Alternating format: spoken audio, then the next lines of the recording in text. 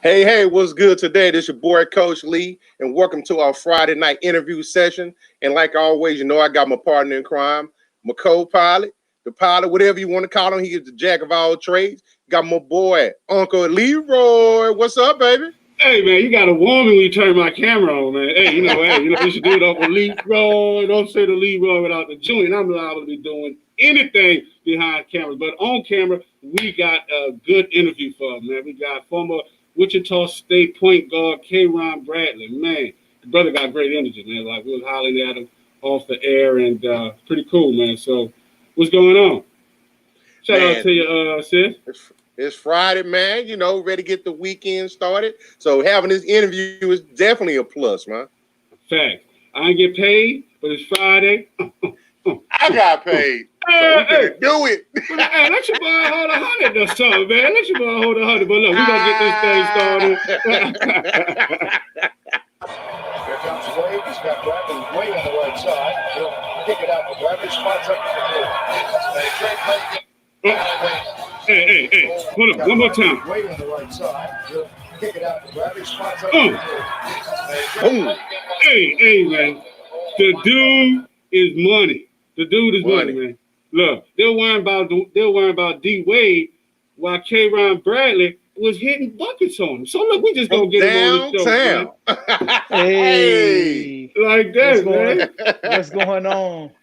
How you doing? I'm doing great. How y'all doing? Man, just trying to have some fun, kill a little time. That's about all. Yes, yes, sir. That is true. So, where you hanging out with us from? Man, I'm right now in the Houston, Texas area. Actually, to be specific, yes, sir. H-Town. Specifically, I'm in the Katy area right now. But that Houston area for sure. Yes, sir.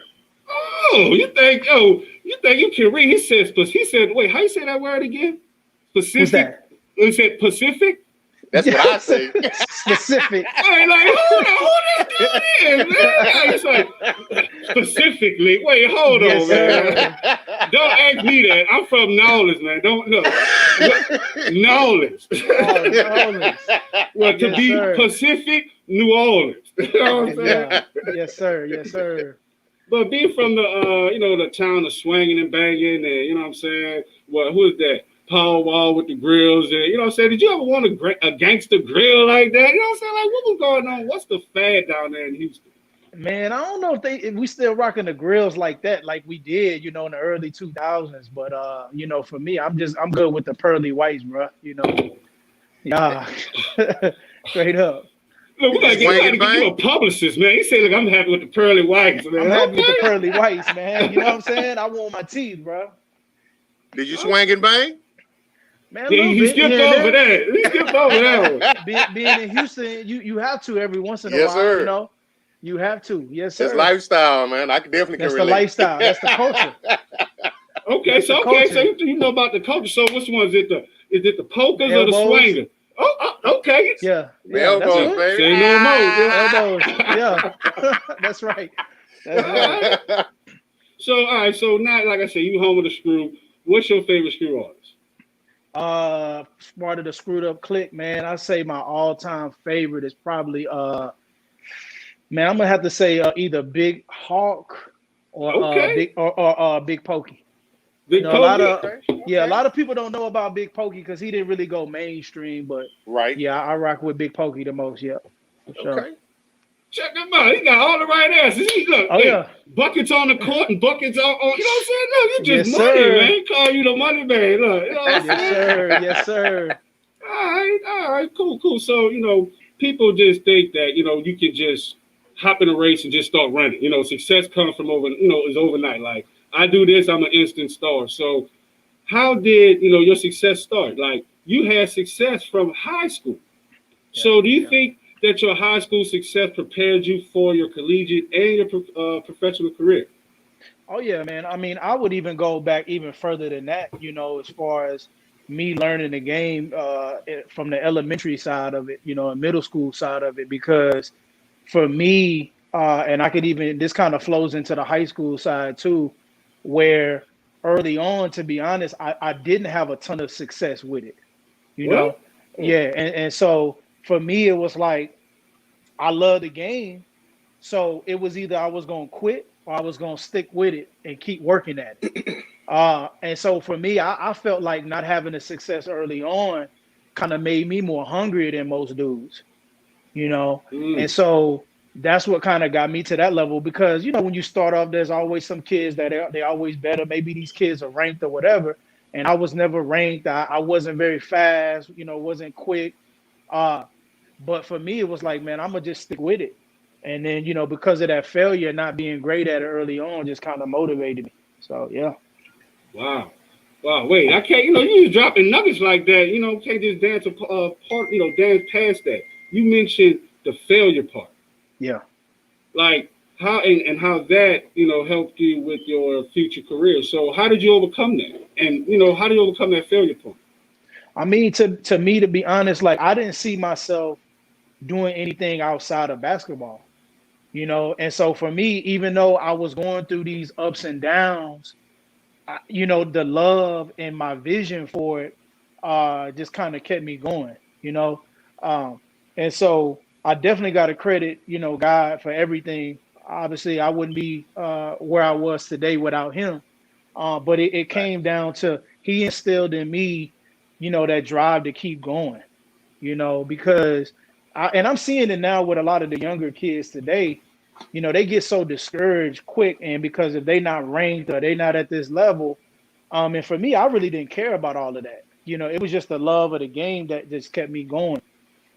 Man, let me find out you had a teleprompter. Who back there? Hey, somebody talking to you back there, man. They're like, because that's that's that's real talk. Like, couldn't have said that any better, So, wow. So, what high school you went to? I went to Sight Springs High School. It's actually on the north west side of Houston, in the Cypress area.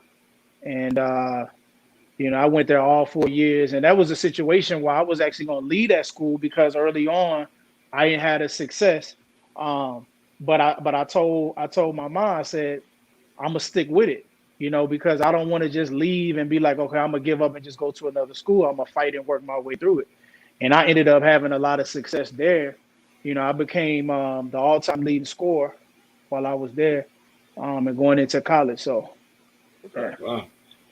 Hey, you can tell he just dropped that. I was the all-time leading scorer. You know what I'm saying? Like, it's so casual. You know what I'm saying? Like, LT, he was like, look, 32 touchdowns 1 year. Beat that. Like it's nothing, huh?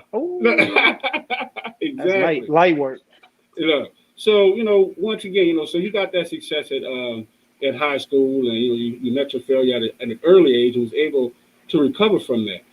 So that's very impressive. So what are some of the things that you would give people from basketball that's trying to overcome those same things that you had? Yeah, on the high school level.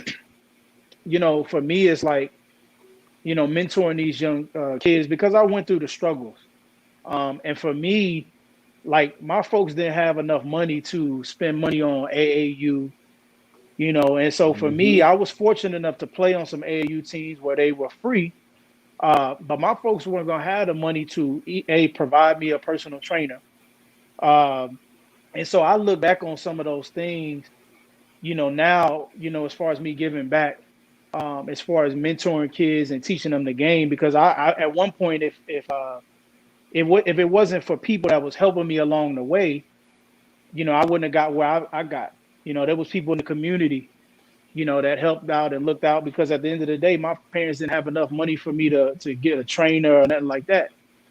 So It's me just now giving back to that part of the game. And that's good you do that because, growing up, I played park ball and, I played basketball. And by society standards, we should be, Black people should be generally good in basketball. So I'm like, playing these white parks. These dudes got handles and they dunk. I said, bro, they just supposed to be shooting. How they got this game? Yeah. I didn't even know that there was trainers back then. I didn't know that. Yeah. You know what I'm saying? Right. So I got my kid, and now I wanted to show him because I put him in Redbird Raiders out there in Oak Cliff because I wanted him to see raw talent that I was used to seeing. And then I pulled him to Cedar Hill. To now, this is coach talent. These kids getting trained. They parents dropping money on them. Like, I'm dropping on you. They got this. So, it's like, it's exposure, and it's good that you come from a background, whereas people don't even know about that, or they didn't have the resources. So, that's what's up. Yeah. And honestly, like I said, I think honestly that helped me a lot because I had to be self-efficient in a way where I had to basically learn the game from just watching it on TV and learning that way versus having a coach. So I couldn't imagine being in a position where some of these kids today, they got a coach that can train them. Because I pretty much, I would pick up, information from my uncle here and there. He would give me tips and stuff. And I just could take whatever I could take. But I couldn't imagine being where they are now with a coach. It's a total different world now that we live in, for sure. Okay, so, one thing. Now, that shot is butter. You know what I'm saying? So did you get that shot, that release from watching TV? Or was that, with that coach? How did you develop that shot? Man, to be honest, my uncle was the one who showed me the shot for the first time. And here's the thing. My uncle taught me how to shoot one time. He taught me how to shoot. He taught me how to shoot. Before that, my shot was broke. I couldn't even tell you what my form looked like. It was trash, though. It was no. Yes. And this was probably he taught me this probably when I was like in the 5th grade. So I started playing like when I was in the 2nd grade. And so for like 3 years, bro, I couldn't even throw the ball in the ocean. It was bad. You know what I'm saying? Okay. And so my uncle, till this day, and I played with some great shooters throughout my whole, college and even my pro career, and nobody till this day could shoot like my uncle. Hands down, period. Even to this day, I can't shoot like my uncle. So he used to shoot like from almost like half court. And he was just nothing but net. So I would be crazy not to listen to him. You see what I'm saying? So when he told it to me, I took everything he was telling me to heart that one day, bro. And that was the last day he taught me, and that was it from there. Okay. And then from that point on, I was shooting lights out from there. Like this.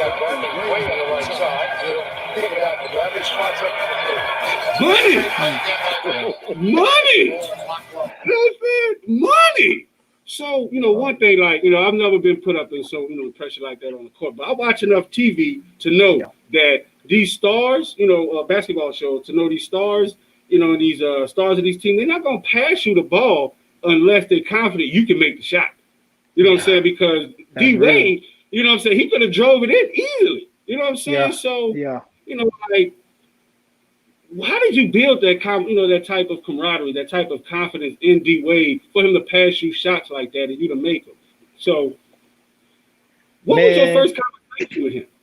My first conversation with D Wade was on my college visit to Marquette. He was actually my host. Okay.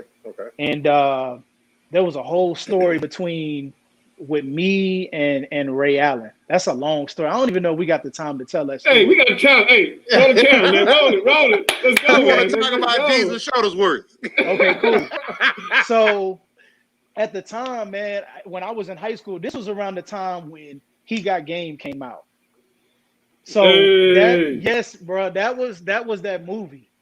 If you know He Got Game, and to me, Ray Allen was, in my era of high school, he was our version of what Kyrie Irving is today to these young kids, to us. You know what I mean? So when we watched that movie, like we was like Jesus Shuttlesworth, like He Got Game. I was in awe. And so at the time, he was my favorite player all the way, for like 2 years straight in high school. So I ended up going on a recruiting visit to Marquette. Now at the time, I didn't realize that Marquette was in Milwaukee.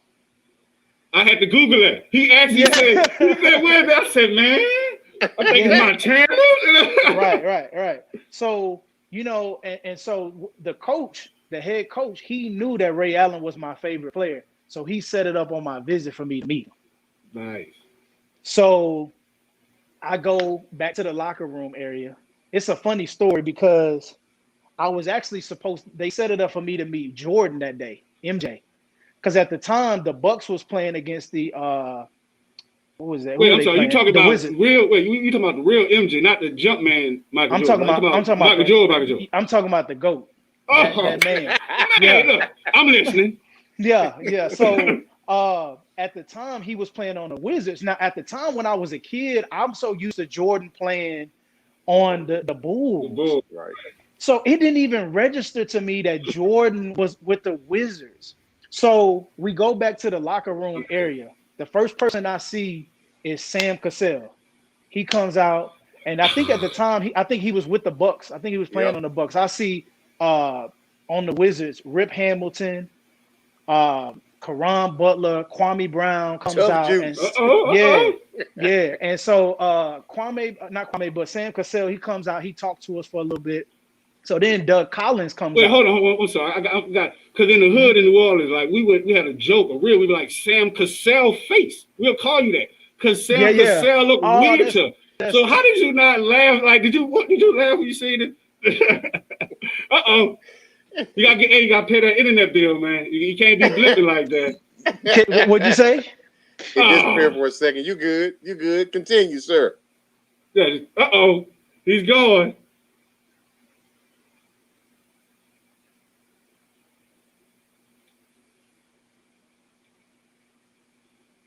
Okay, so we just lost the feed to Karon Bradley. So, he'll be back. He's having technical difficulties right now. He's looking at us.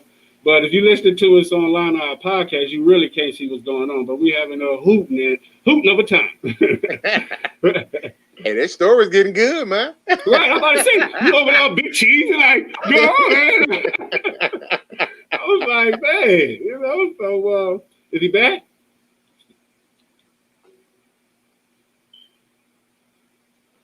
That's how it happens. You know what? Stop kick the DJ table, man. Someone to kick the DJ table. See?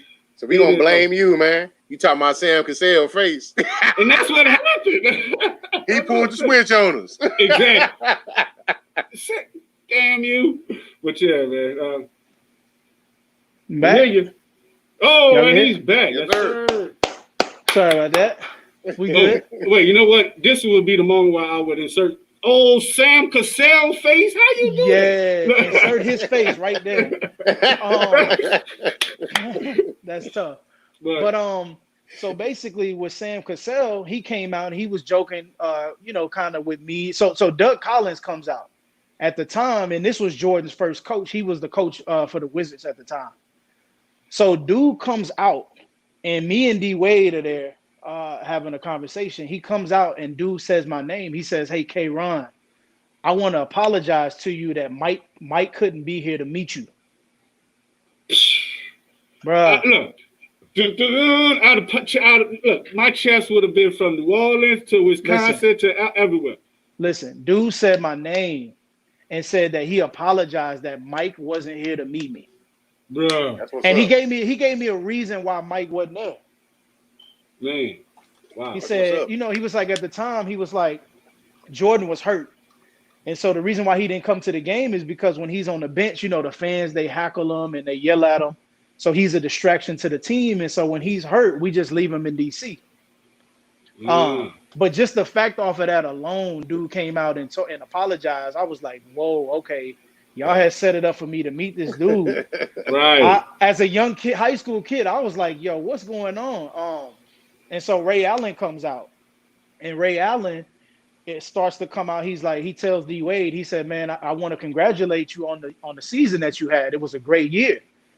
And I'm just amazed because at the time Ray Allen was like, bro, he was that guy. Player. Yeah, he was that guy. And he came out smooth, like look, with a suit and just with the trench coat, just smooth. What? Bro. Hey, smooth. Ray Allen for 3, swish. Yeah. So this. But did you ask for an autograph? But that's how I know. Like, how did I'm gonna get to that. I'm gonna get to that because I got a story about that. So, and so he tells D Wade, he says, look, man, whenever you get to the NBA, he was like, it's important for you to work on your shot. Now I'm thinking to myself, like, whenever you get to the NBA, I'm like, how you just know he gonna get to the NBA? Like, who is this? Who is D Wade? Like at the time, I didn't even know who really D Wade was at that time. Obviously I heard stories before coming there, how nice he was. But at the time, Ray Allen was like, yeah, whenever you get to the NBA, it's important for you to start working on your shot because, we're losing the game to the overseas pure shooters. And I remember Ray Allen specifically saying this. He was like, there's only 4 pure shooters in the NBA. And he named himself. I was tripping out about that because he named himself. He said me, Allen Houston, Yo, Reggie Miller, and Reggie. for the life of me, I cannot remember the fourth person that he named, but I remember those three specifically. Reggie Miller, Allen Houston. Man, I just don't remember who the other person was. Either way, he was like, look, whenever you get to the NBA, make sure you work on your jump shot. So I'm like, okay, who is this D Wade guy? Like, he already know he going to the league. And at the time, I tell D Wade, I'm like, hey, can you take a picture with me and Ray Allen for me? So yeah, I gave him that one. Like, hey, bro, I need this picture with Ray. So at the time, we had those disposable cameras. You remember them disposable cameras that you got to go get jump in the seal and put them in the box? Yeah, put them in the thing out of Walgreens or whatever, right? So tell me why D Wade, I have him, he takes the picture. When I get home, that's the only picture in the whole thing that's black. Bruh. Bro, till this day, I'm telling I tell D Wade about that till this day. Like, bro, you messed up that picture between me and Ray Allen. Like on my visit. Yeah, and it was like he just laughed at it every single time. Like, he don't even care. So that's a little story with me, and that was the first time I met D Wade. Now, as far as like me seeing him, as far as like playing against him, man, that's a different story. All right. And so from that point on of me meeting him on the court, I knew then, like as a freshman, I was like, man, it's about to be a long year for me because I had never seen nobody ever play basketball like that in my life. Wow. When I saw him, it was like I was like seeing like something out of another planet. You knew he was going to be a Hall of Famer. Bro, what? Listen, from day one when I saw him play, I said, what is that?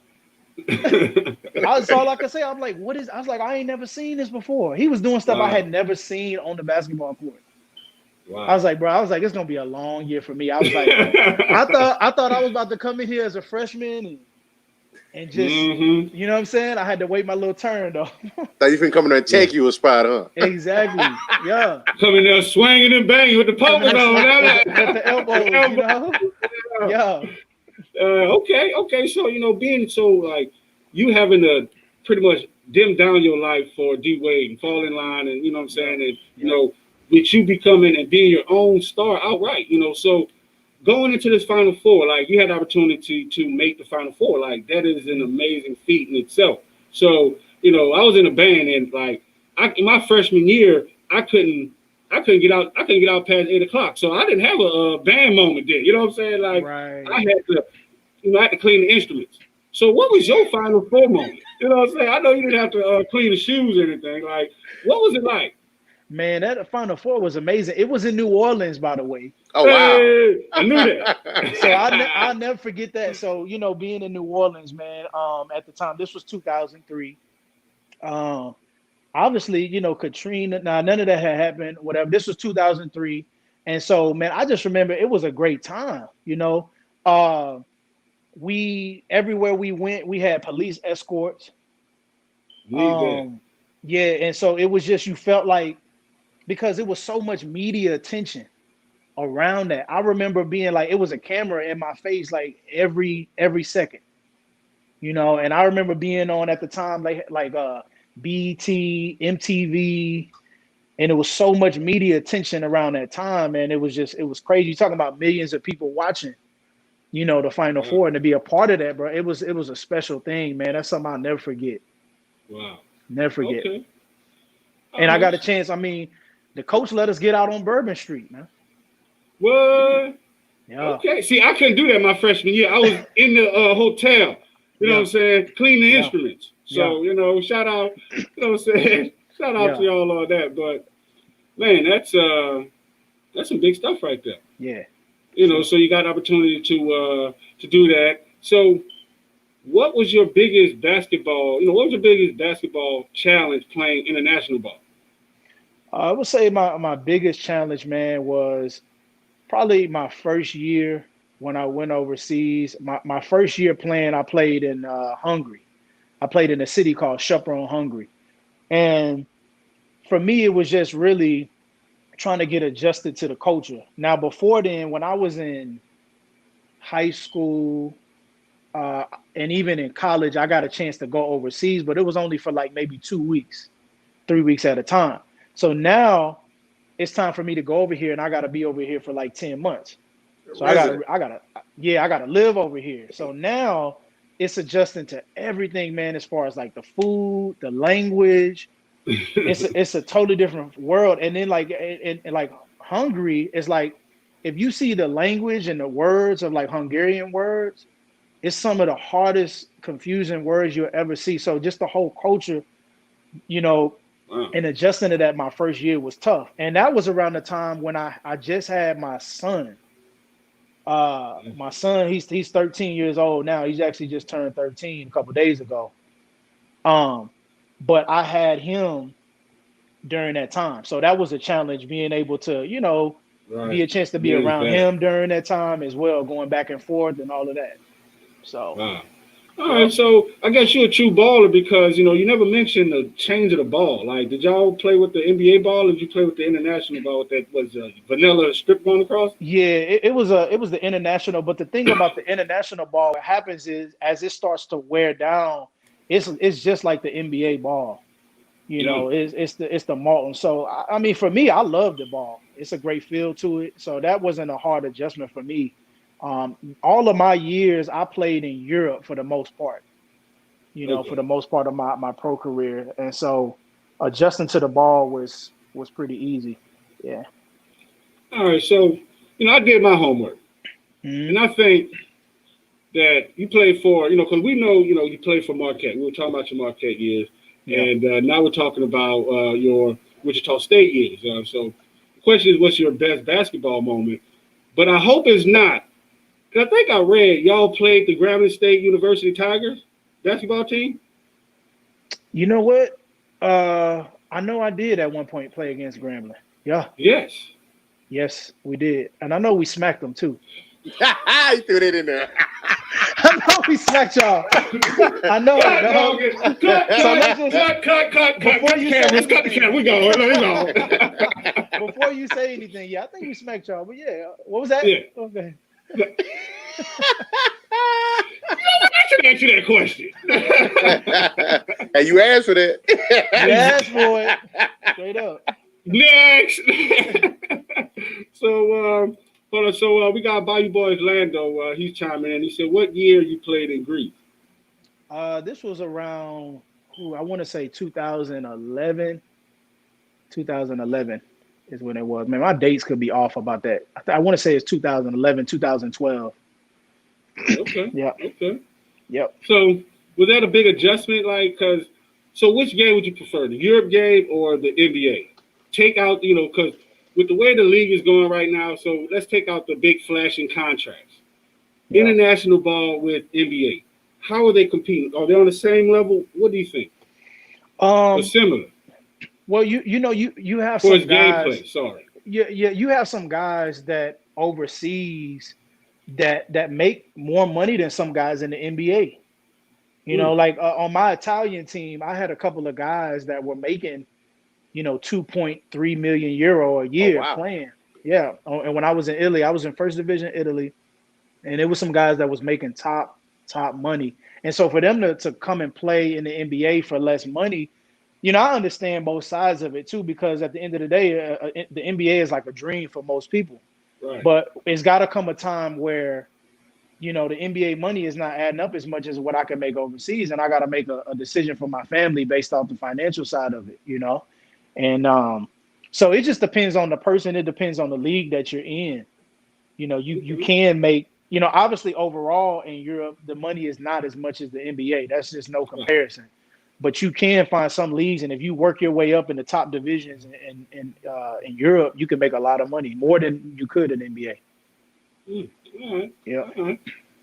Yep. Cool. So right now, you know, we get into you know, the thing that you do off the court. But first, you know, you got to talk about your men's TBT professional team, because, you know, shout out to the you know, Waco Terror, you know, Coach Hill. He's on Nothing But Basketball. But he shot me a text. He said, "Man, tell them Waco Terror out there." Hey, He wants the smoke. He want to bring his man TBT team out there. Listen, we are taking on and open for all smoke.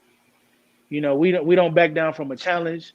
The guys that I got on the team, you know, they dogs. They got that dog mentality. So, you know, it's open. You're able to enter into the TBT at any time. You know, we not hiding from nobody. But air and opportunity.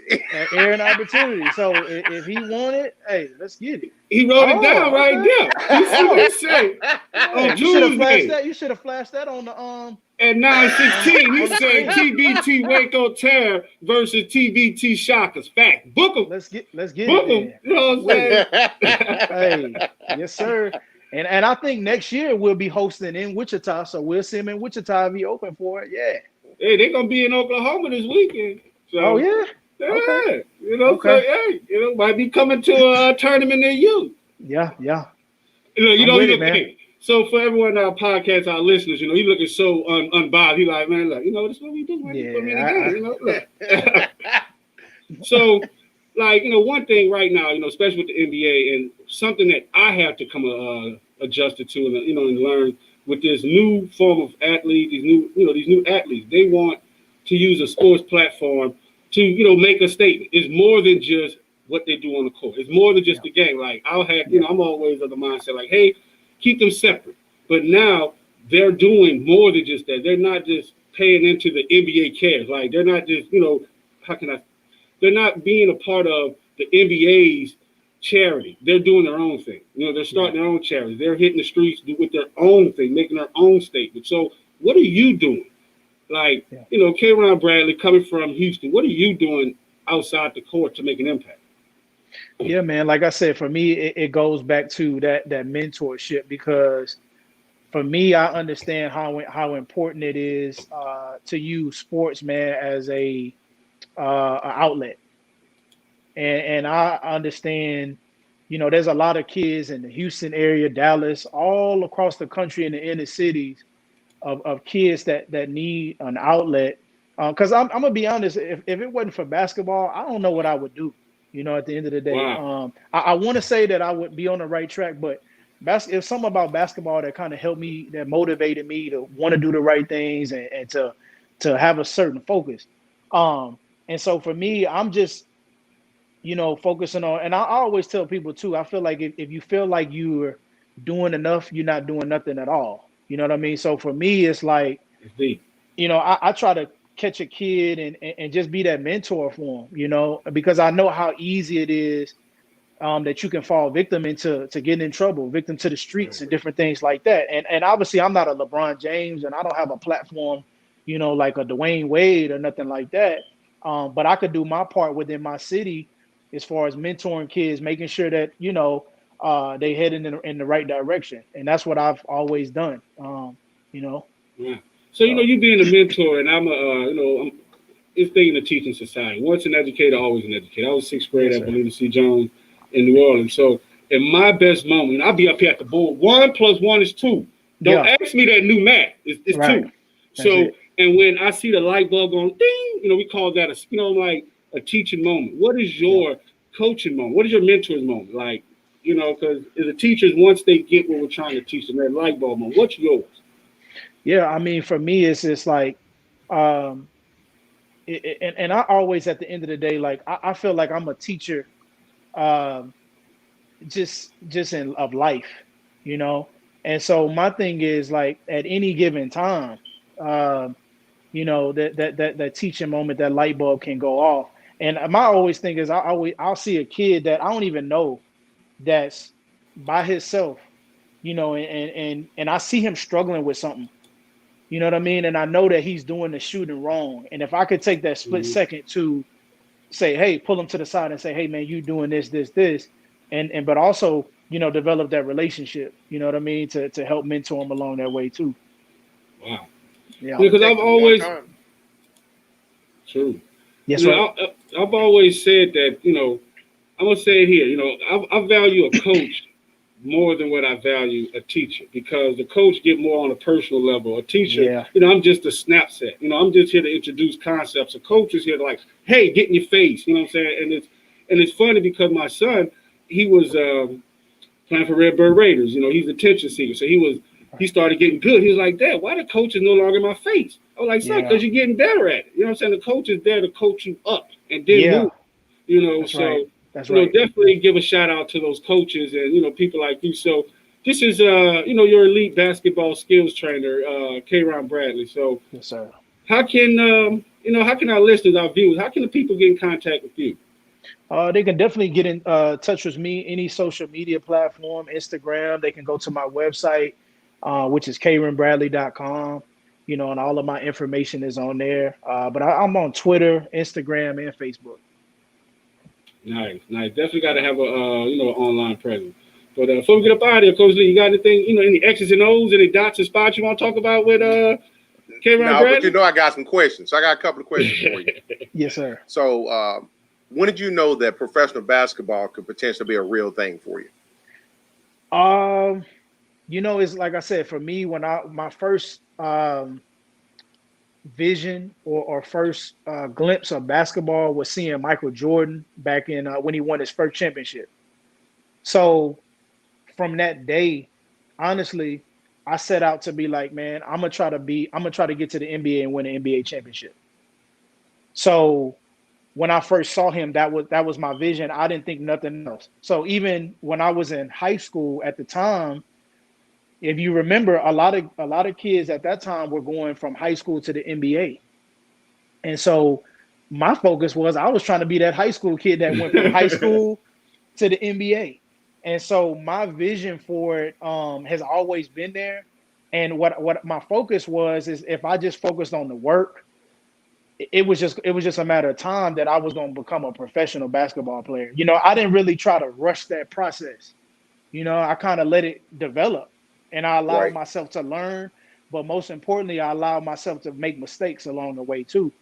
So the vision was always there ever since I first saw basketball. And this was probably 1990 when he won his first championship.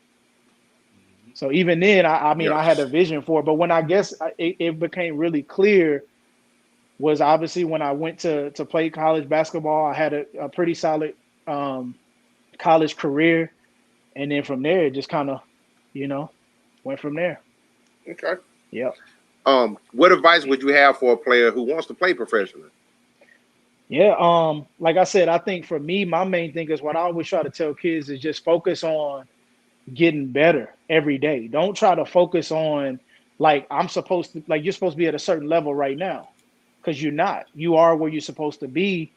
But if you just kind of put your head down and just focus on getting better, it's going to take care of itself. And too many kids, I think right now are trying to rush their success instead of just doing the work. And that's just what it comes down to. You got to work. There's no secret formula to it. You know what I mean? Like there's no, even when I tell kids this all the time, I said, look, when I was coming up, I didn't have a trainer. And I was like, at the end of the day, as a trainer, I'm not going to try to put you through all these little drills that look good or whatever. A lot of times I'm like, look, you can get better with just the basic ball handling drills, but you just got to go hard at it. You got to go hard. It's not a secret formula. I'm not going to be like, oh, the secret to basketball ain't no secret. It's just straight hard work and sticking with it, because you're going to have some failures with it. Right. But it's that perseverance. And then another thing too is the sacrifice. You got to have sacrifice. If you're not willing to sacrifice and give up something, like maybe it's hanging out with your friends or playing the video game or hanging out with some girl that you're chasing after, or whoever it is, if you're not willing to give that up, then the professional level of sports is not really for you. It's interesting that you say that, because I know I get a little bit, I was never fortunate enough to obviously make it to the next level, but I have a lot of friends and things of that nature who did play professionally, NFL and things like that. Yeah. And I saw those guys after practice every day. We go through a practice or whatever, and they would stay after and put in extra work. Yes. That's why I get a little bit upset when I hear people say, those guys are overrated, they make too much money, blah, blah, blah. I'm like, I don't think everybody really understands the sacrifice, as you say, and the work that those guys have put into their craft. Man, look, I gave up basically a social life growing up as a high school kid. I didn't have friends, bro, because honestly, it was just and I just grinded and just focused on basketball. That's all I wanted to do. And all of the people that, they was hanging out, they wanted to go here, go there. And my thing was, I'm like, nah, I got somewhere I'm trying to go. And so I had to kind of sacrifice that, That makes sense. You have to. That's the only way. It's the only way. Yeah. Okay. And last question I got for you. Yes, sir.